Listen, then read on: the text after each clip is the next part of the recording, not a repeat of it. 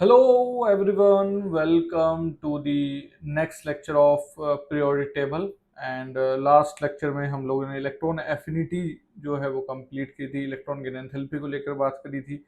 किन चीज़ों में इलेक्ट्रॉन एफिनिटी पॉजिटिव नेगेटिव आती है वो हमने, इलेक्ट्रॉन की एंथैल्पी पॉजिटिव नेगेटिव आती है वो हमने उसके बारे में बात करी। ठीक है, नाउ हमारा लास्ट पीरियोडिक प्रॉपर्टी जो बचा हुआ था उसके बारे में बात कर लेते हैं, दैट इज इलेक्ट्रोनेगेटिविटी। ठीक है, तो हेडिंग डाली जाए, that is electro negativity. Basically electronegativity बहुत ज़्यादा एप्लीकेशन जो है वो कंटेंट करती है सिलेबस में। इलेक्ट्रोनिगेटिविटी की जगह बहुत जगह बातें होती हैं। इवन इलेक्ट्रोनिगेटिविटी पढ़ने से पहले भी कहीं ना कहीं हमने इलेक्ट्रोनिगेटिविटी की बात कर ली है। ठीक है, तो आज वो टाइम है जब हम इसको एक्सप्लेन बेसिकली करने वाले हैं। ठीक है, मैं सिंपल शब्दों में अगर इसको समझाने की कोशिश करूँ तो पहले मैं ये बताऊंगा कि जब ए और बी, मान लो कि हमारे ए और बी के बीच में बॉन्ड बनाया है, बॉन्ड भी कौन सा बना हुआ है, कोवलेंट बॉन्ड। तुम पहले से जानते हो कोवलेंट बॉन्ड में सिचुएशन क्या होती है। कोवलेंट बॉन्ड बेसिकली क्या होते हैं हमारे, जिसमें इक्वल शेयरिंग ऑफ इलेक्ट्रॉन्स होती है। तो कहीं ना कहीं इक्वल शेयरिंग ऑफ इलेक्ट्रॉन जो है यहाँ पर बेसिकली प्रेजेंट है। ठीक है, क्लियर है। अब अगर मैं बोलता हूं कि जैसे एक एग्जांपल के तौर पे रख लेते हैं कि ए और बी कोई दो पर्सन है और बीच में मैं बंडल ऑफ कैश रख देता हूं, बीच में क्या रख देता हूं, बंडल ऑफ कैश। अगर ये बंडल ऑफ कैश ए की तरफ करूंगा तो बी को कैसा फील आएगा कि उसके पास से पैसा जा रहा है, जाने वाला फीलिंग आएगा, दैट इज लॉस वाला। और यही अगर बंडल ऑफ कैश में अगर बी की तरफ करूं, पहले मैं ए की तरफ कर रहा था, अब किसकी तरफ कर रहा हूं, बी की तरफ, तो अब ऐसा फील हो रहा है ए को कि बेसिकली ये इससे पैसा जा रहा है। ये कहीं ना कहीं एक फीलिंग ही है। ठीक है, पैसा कहीं नहीं जा रहा है, दैट मीन्स इलेक्ट्रॉन्स जो है वो इन बिटवीन ही है, शेयरिंग कंडीशन में है। तो दैट मीन्स ए की टेंडेंसी अपनी तरफ इलेक्ट्रॉन खींचने की, ठीक है, वो क्या कहलाती है हमारी, इसे बोलते हैं हम लोग इलेक्ट्रोनिगेटिविटी। ओके, ठीक है, ओके। नाउ तो यहाँ पर हमारा जब ए की तरफ इलेक्ट्रॉन जाएंगे तो ए को ऐसा फील होगा, दैट इज डेल निगेटिव, और बी की तरफ, बी से अगर इलेक्ट्रॉन दूर जाएंगे तो उसे क्या फील होगा, डेल पॉजिटिव। ठीक है, and on the other hand, ठीक है, अगर सिचुएशन ऐसी होती है कि बी की तरफ इलेक्ट्रॉन जा रहे हैं तो बी को कैसा फील होगा, डेल निगेटिव। कैसा फील होगा, दैट इज डेल निगेटिव। और ए को कैसा फील होगा, डेल पॉजिटिव। कहने का मतलब जिसकी इलेक्ट्रोनिगेटिविटी ज्यादा होती है उसकी तरफ इलेक्ट्रॉन जो है वो अट्रैक्ट होते हैं। तो यहाँ हम एक्सप्लेन करते हैं, that is it is a tendency, it is a tendency to attract, it is a tendency to attract, it is a tendency to attract shared pair of shared pair of electrons towards itself। ठीक, खुद की तरफ electron attract करने की जो tendency होती है shared pair condition में, ये क्या है, bonding state, covalent bonding state में इलेक्ट्रोनिगेटिविटी जो है बेसिकली काम करती है। ठीक है, अब काफी डिफरेंट डिफरेंट स्केल्स हैं जिससे इलेक्ट्रोनिगेटिविटी जो है वो मेजर करी जाती है। तो यहाँ बात करते हैं, that is different scales to measure electronegativity. Clear. अब पहला स्केल जो सबसे ज्यादा यूज में आता है, ठीक है, वो है हमारा Pauling scale, that is Pauling. ये पाउलिंग है, वो पॉलिस प्रिंसिपल था। ठीक है, तो कंफ्यूज होने की जरूरत नहीं है, this is Pauling scale. Okay, Pauling scale कैसे बेसिकली इलेक्ट्रोनिगेटिविटी निकालता है वो मैं बता देता हूँ, ऑल्दो हमको कैलकुलेशन वाइज ऐसे करनी नहीं है। ठीक है, डिफरेंस ऑफ इलेक्ट्रोनिगेटिविटी एक्स से रिप्रेजेंट करते हैं। इलेक्ट्रोनिगेटिविटी को रिप्रेजेंट किससे करते हैं हम लोग, जो काई हमने यूज किया था मोल फ्रैक्शन का, ठीक है, उसी से हम लोग इलेक्ट्रोनिगेटिविटी रिप्रेजेंट करते हैं। तो डिफरेंस ऑफ इलेक्ट्रोनिगेटिविटी ये इज इक्वल टू होता है, दैट इज 0.208 इनटू में, अब जिस भी दो मान लो ए और बी जो है बॉन्डेड एटम थे, ठीक है। तो और ए और बी ये तो आपस में मिलकर बन रहे हैं। एक कंडीशन ये भी हो सकती है ए और ए हो, ठीक है, और एक कंडीशन ये हो सकती है बी और बी हो, ठीक है। तो तीन तरह की बॉन्ड एनर्जी होंगी, ए बी के बीच में, ए के बीच में, और बी बी के बीच में। तो यहाँ पर यही डिस्कशन है, that is into energy between A and B, bond energy, and minus में फिर अंडर रूट है, ठीक है, and that is energy between A into energy between B and B, bond energy. Clear है, ठीक है। और ये लेफ्ट में क्या था हमारा, that is difference of electronegativity, मतलब बी माइनस ए।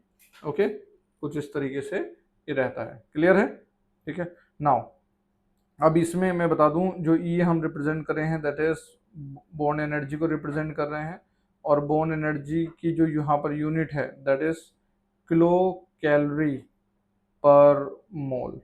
ओके, इस यूनिट में हम लोग यहाँ पर इसको यूज करेंगे अगर ये वाला फॉर्मूला यूज करना है, ठीक है। अब पॉलिंग स्केल पर जो इलेक्ट्रोनेगेटिविटी निकल कर आती है, एग्जांपल के तौर पर अगर मैं बताऊं तो फ्लोरीन की वैल्यू निकल कर आती है हमारी 4, ये मोस्ट इलेक्ट्रोनेगेटिव एटम है, ठीक है। फ्लोरीन 4 होता है, देन फिर ऑक्सीजन होता है 3.5, ठीक है, देन फिर हमारा नाइट्रोजन होता है 3 थोड़ा प्लस में होता है, क्लोरीन भी अराउंड 3 होता है, बट नाइट्रोजन आगे आता है, क्लोरीन पीछे आता है, ठीक है। कार्बन जो होता है हमारा इस स्केल पर वो 2.5 होता है, हाइड्रोजन इस स्केल पर दैट इज 2.1 होता है। ओके, तो ये कुछ जो यूज में जनरली एलिमेंट्स आते हैं उनकी इलेक्ट्रोनेगेटिविटी यहाँ पर दी गई है, ठीक है।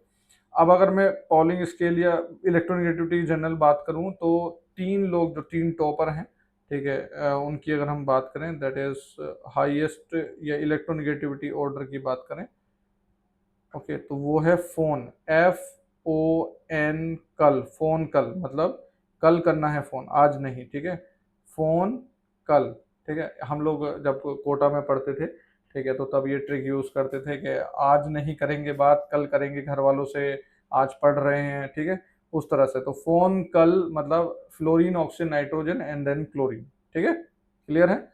नाउ सेकंड यूनिट जो इसमें सेकंड स्केल जो यूज में आती है that is Millikan scale, Millikan scale, ठीक है।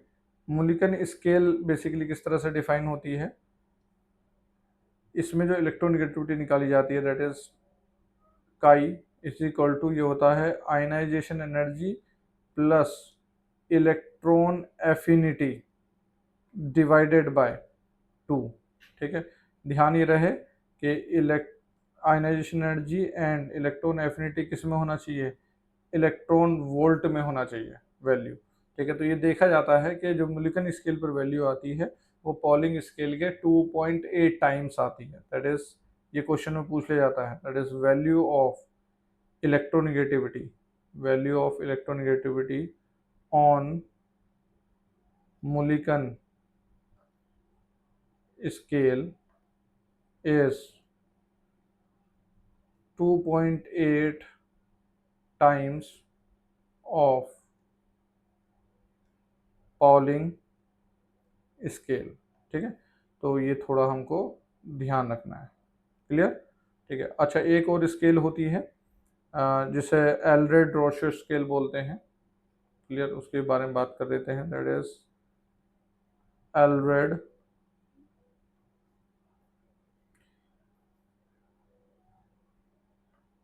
एलरेड रोशो, देखो मैं थोड़ा जैसे भी प्रोनाउंस कर रहा हूँ, एलरेड रोशो स्केल, ठीक है। ये थोड़ी फैंसी स्केल है, जनरली ये यूज में कम आती है, बट ये टाइप ऑफ स्केल तुम्हें क्लियर होना चाहिए, दैट इज इलेक्ट्रोनेगेटिविटी जो है इसमें इक्वल टू होती है that is 0.359 into Z effective की वैल्यू अपॉन में आर का स्क्वायर जो बॉन्ड लेंथ है, मतलब बीच का रेडियस जो है, ठीक है, प्लस में 0.744। क्लियर है, ठीक है। तो ये बेसिकली इसका फॉर्मूला रहता है। इसमें आर हमें पता है क्या है, that is distance between two atoms, distance between two atoms है, और ये किस में होना चाहिए, एंगस्ट्रॉम में होना चाहिए, ठीक है। दूसरा जेड इफेक्टिव हमें पता है क्या होता है, that is effective nuclear charge. Okay, ठीक है। तो इस तरह से सिचुएशन रहती है थर्ड स्केल की, ठीक है। हमें पता होना चाहिए कभी अगर हमसे पूछी जाए कि स्केल वाइज क्या है, ठीक है, तो हम बता सकते हैं, ठीक है। आर वही है डिस्टेंस बिटवीन टू एटम, जो कहीं ना कहीं क्या होता है, डी वाला केस होता है, ठीक है, क्लियर। ओके, नाउ आगे बढ़ते हैं इसमें, ठीक है। तीन स्केल हमने यहाँ पर क्लियर कर लिए हैं। नाउ अब हमें बात करनी है डिफरेंट फैक्टर्स जो कि इलेक्ट्रोनेगेटिव को अफेक्ट करते हैं, ठीक है। तो दैट इज फैक्टर्स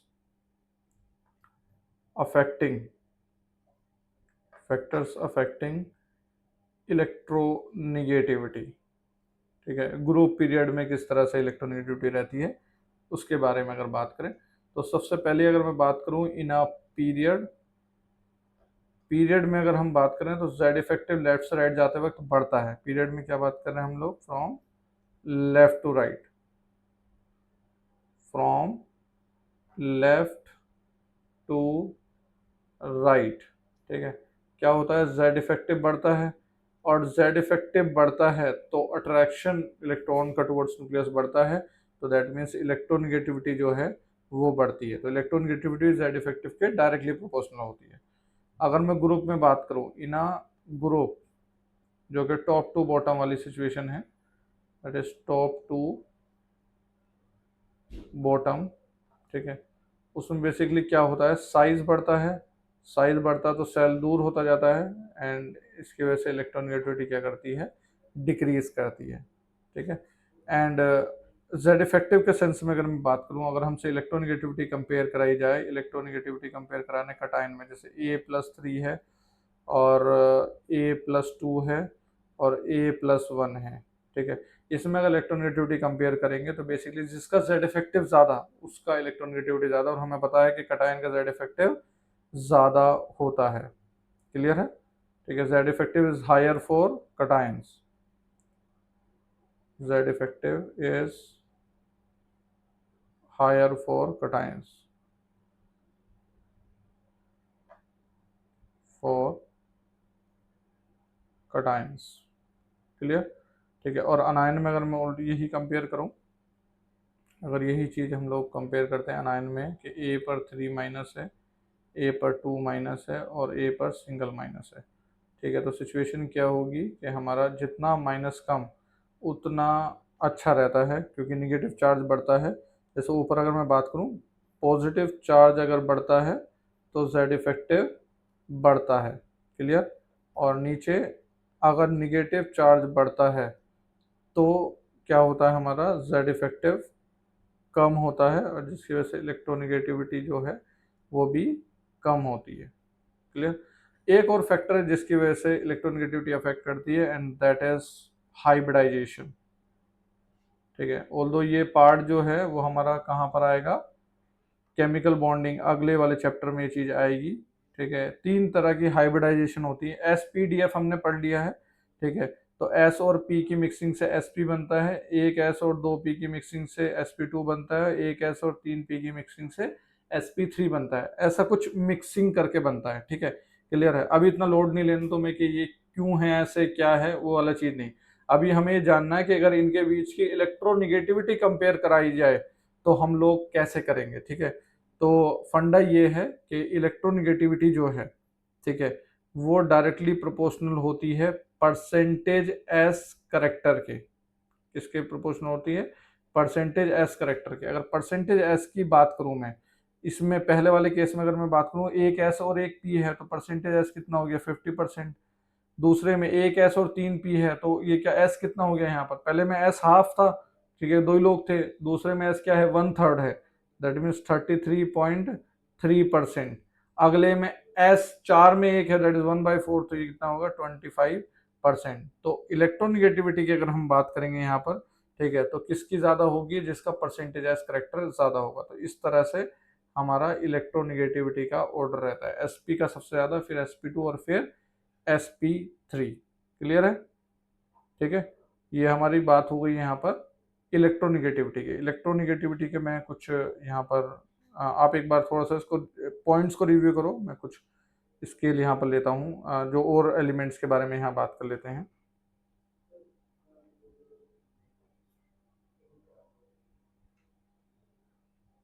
एक बार इसको गो थ्रू करो, जो भी तीनों स्केल्स हैं उनको गो थ्रू करो।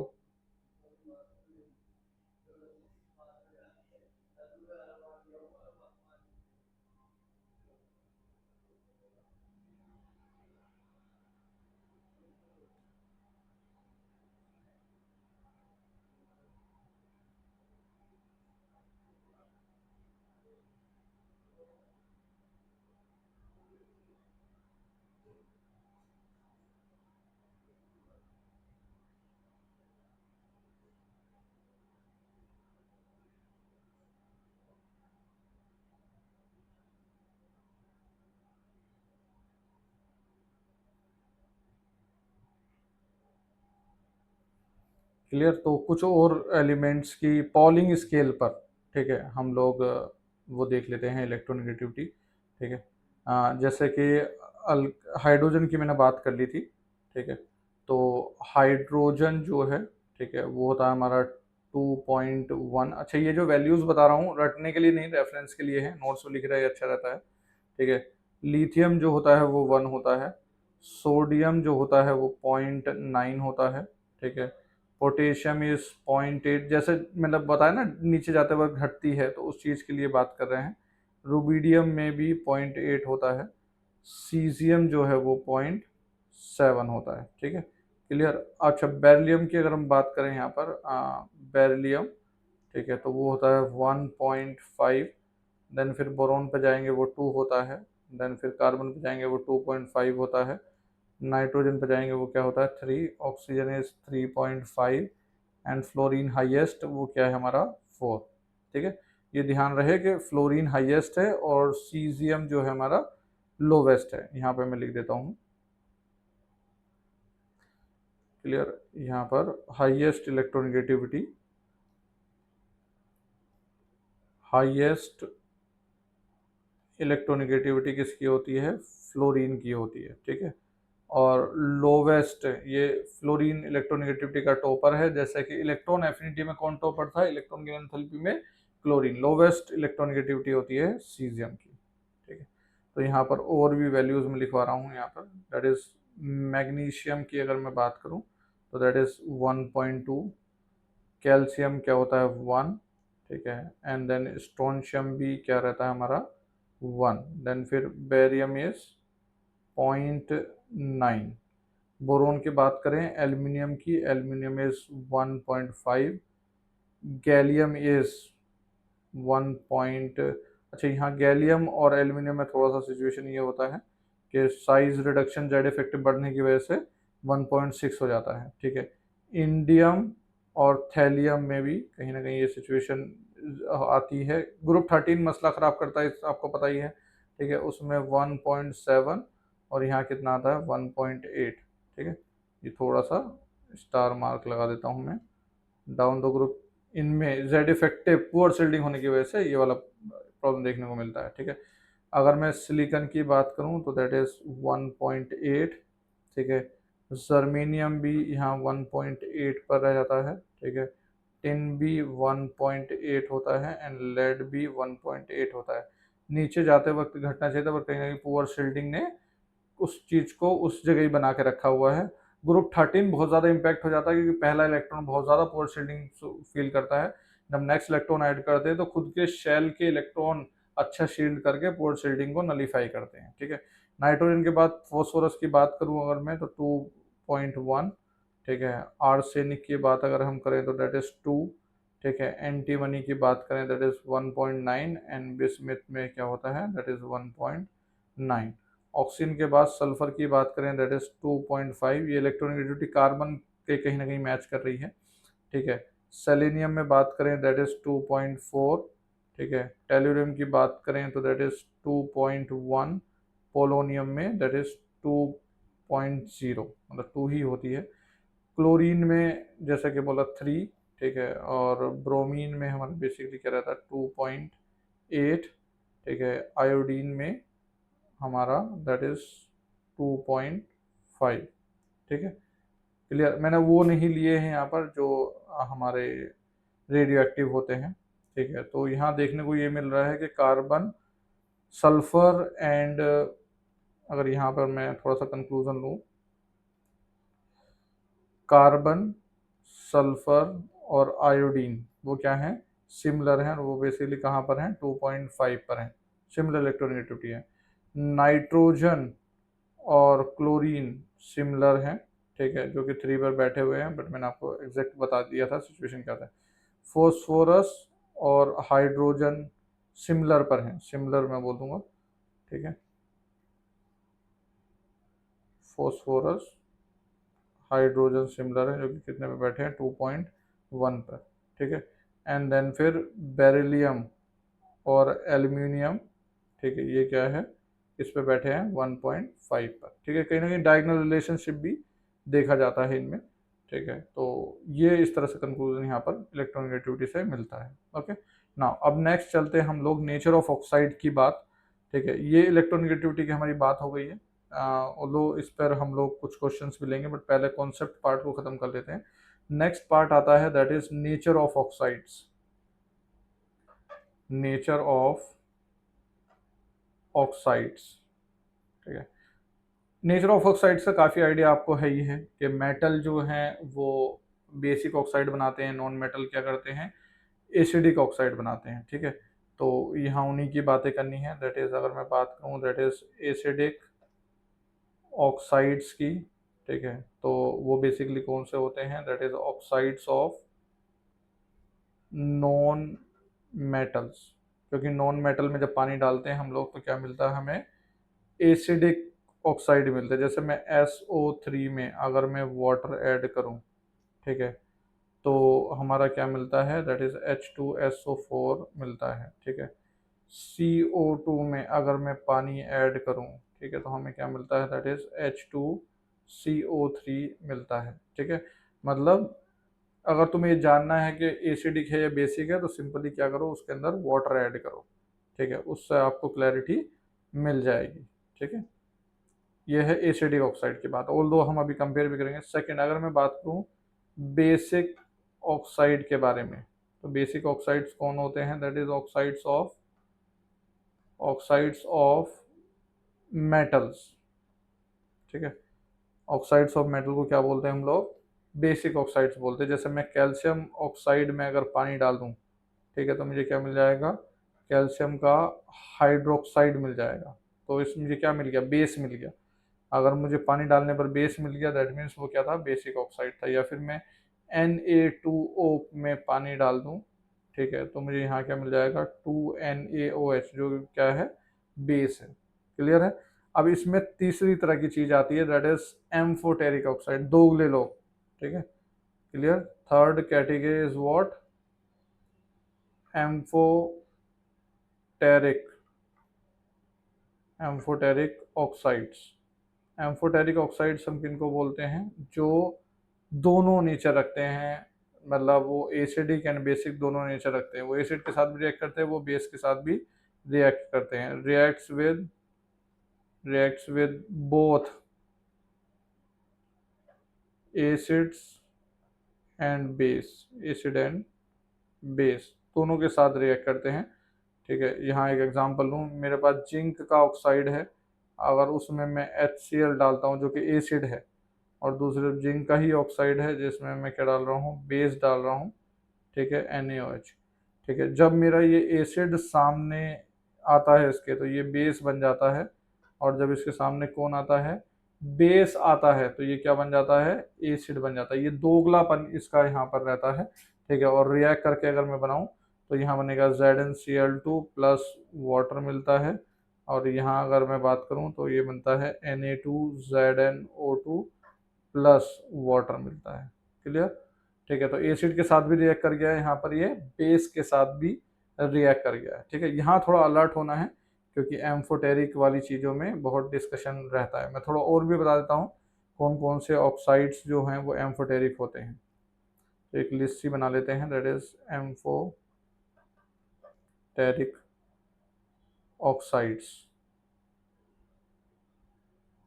और सेकेंड है ओनली ऑक्साइड एम्फोटेरिक। फर्क क्या है मैं बता देता हूँ फलक फर्क देखो ये है कि पहले वाले, ये वो कहते हैं ना कि ऐसा कि एक डायलॉग भी है कि हम तो खानदानी गरीब हैं, ठीक है, मतलब दादा भी गरीब परदादा भी गरीब, वो टाइप की कैटेगरी है। मतलब एलिमेंट भी खुद एम्फोटेरिक, उसका ऑक्साइड भी, उसका हाइड्रोक्साइड भी, उसका सब कुछ एम्फोटेरिक कंडीशन में है। बट ये सेकंड कैटेगरी जो ये वो है जिसमें खानदान वानदान कोई गरीब नहीं है, वो इकलौता ऑक्साइड ही एम्फोटेरिक है, बाकी और कोई नहीं है, ठीक है।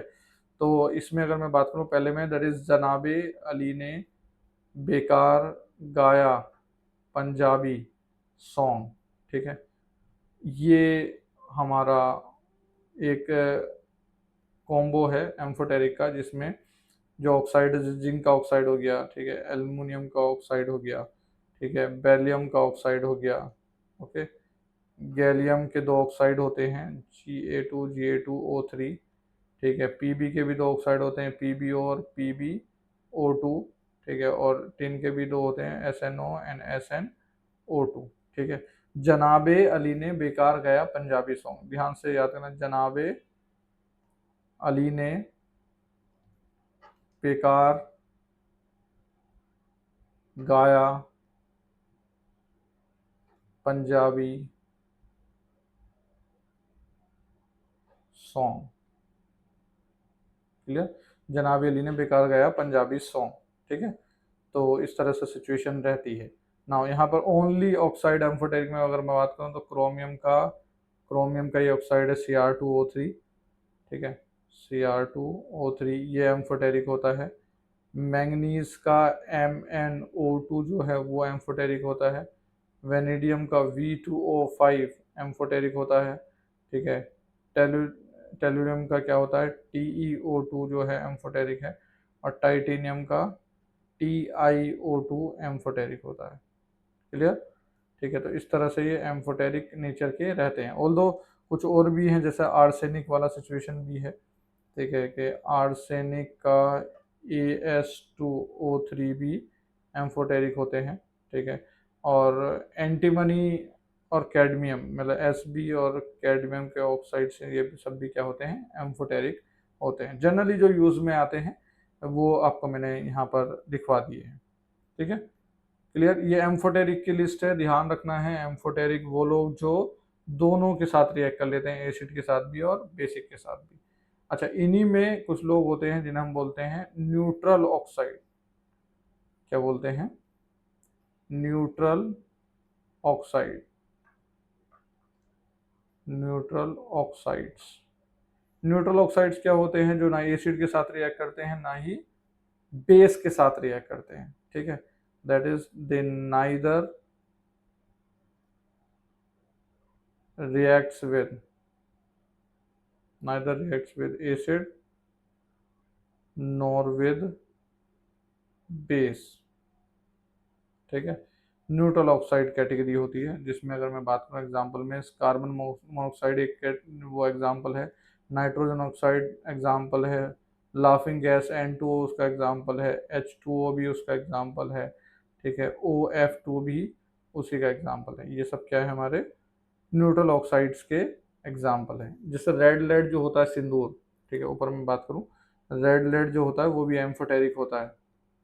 रेड लेड जिसे सिंदूर बोलते हैं ना, ठीक है, दैट इज रेड लेड, ठीक है। रेड लेड क्या होता है, बेसिकली Pb3O4 होता है। Pb3O4 में क्या होता है, दो PbO रहते हैं, ये मिक्स्ड ऑक्साइड है, और एक PbO2 होता है, ठीक है।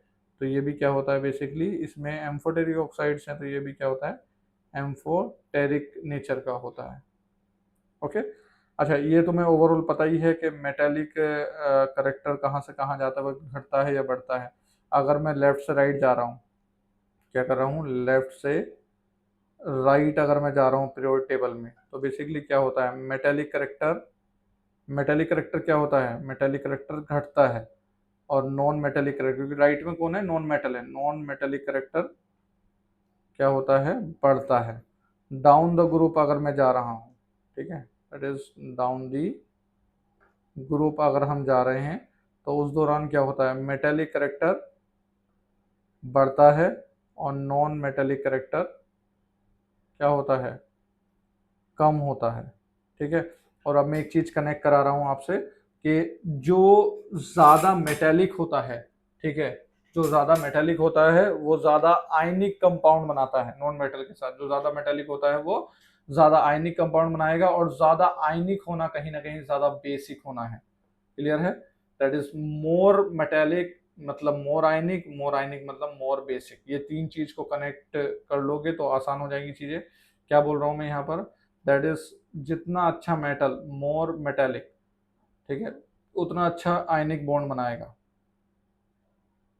उतना अच्छा मोर मेटेलिक मतलब मोर आयनिक कंडीशन रहेगा, और मोर आयनिक मतलब मोर बेसिक। ठीक है, तो मेटल क्यों बेसिक होते हैं, क्योंकि वो आयनिक बॉन्ड फॉर्मेशन करते हैं। ठीक है, नॉन मेटल के साथ। दूसरा अगर मैं बात करूं कि मोर नॉन मेटेलिक, जितना ज्यादा नॉन मेटेलिक होगा मतलब वो नॉन मेटल होगा, नॉन मेटल क्या होगा, कोवलेंट ज्यादा होगा। दैट इज मोर कोवलेंट, और कोवलेंट जो सिचुएशन होती है वो कहाँ लेके जाती है, एसिडिक की तरफ लेके जाती है। That is more acidic. Clear? ये अगर दिमाग में सेट कर लोगे तो बहुत सारी चीजें जो नेचर ऑफ ऑक्साइड को लेकर हैं वो इजी हो जाएंगी। ठीक है, नाउ अब कुछ क्वेश्चंस लेते हैं यहाँ पर जिसमें हम लोग कंपेयर कराएंगे स्ट्रेंथ, एसिडिक स्ट्रेंथ। ठीक है, ऑर्डर ऑफ एसिडिक स्ट्रेंथ। ठीक है, एग्जाम्पल के तौर पर that is Na2O, MgO, Al2O3, SiO2, P4O10, SO3, Cl2O7। Compare करो आप, इतने में लिखते जा रहा हूँ। ठीक है, CaO, ZnO, SO2, MnO, MnO2, MnO4 minus, या Mn2O7 बेटर। ऑक्साइड की बात चल रही है तो हम ये लिखना चाहेंगे Mn2O7, Mn2O7। Next is CrO, Cr2O3, CrO3। ठीक है, ये हमारे नेचर ऑफ ऑक्साइड्स के लिए है। ठीक है, इसमें बताया जाए, देखो एक चीज तो हमें पता है, लेफ्ट से राइट जाने वक्त क्या होता है, नॉन मेटेलिक कैरेक्टर बढ़ता है। नॉन मेटेलिक कैरेक्टर बढ़ेगा तो कोवलेंट नेचर बढ़ेगा, तो क्या बढ़ेगा, एसिडिक स्ट्रेंथ बढ़ेगा। तो ये सब लेफ्ट से राइट वाले लोग ही हैं। ठीक है, लेफ्ट से राइट वाले लोग हैं जो कि लेफ्ट से राइट जाते वक्त एसिडिक स्ट्रेंथ बढ़ेगी। यहाँ पर अगर मैं बात करूँ तो ये मेटल का ऑक्साइड है, ये नॉन मेटल का ऑक्साइड, और बीच में कौन है, एम्फोटेरिक वाला। तो एसिडिक करेक्टर क्या होगा, आगे जाते वक्त तो बढ़ता जाएगा।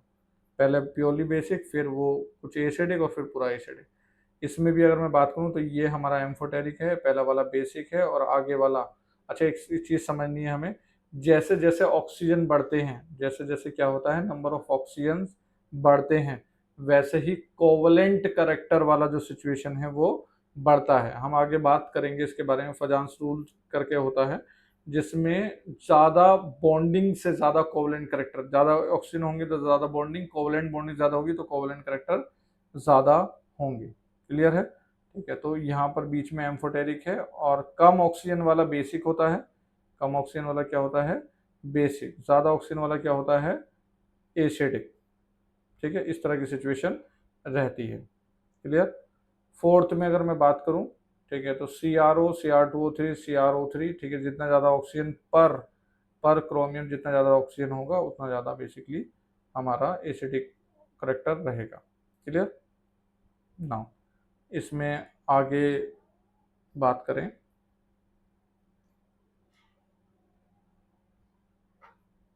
एक दो क्वेश्चन और लेते हैं। जो the following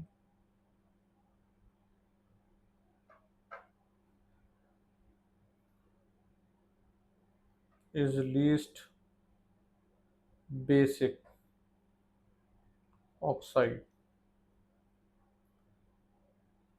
K2O, B is CaO, C है that is ZNO, and D है that is SRO। एक बार ट्राई करो।